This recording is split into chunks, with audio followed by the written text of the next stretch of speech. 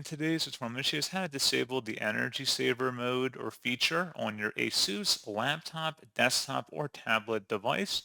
So this should hopefully be a pretty straightforward process, guys. And without further ado, let's go ahead and jump straight into it. So all you have to do is open up the search menu and type in settings. Best result, should come back with settings. Go ahead and open that up. Select system on the left panel. And then on the right side, you want to scroll down and select versus power. And there should be an item that says energy saver, reduce power consumption and increase battery life by limiting some background activities. Click on that and then select the oval to toggle to the off position to always use energy saver. And that's what you have to do. So pretty straightforward process, guys. And as always, thank you for watching. I do hope that I was able to help you out, and I do look forward to catching you all in the next tutorial. Goodbye.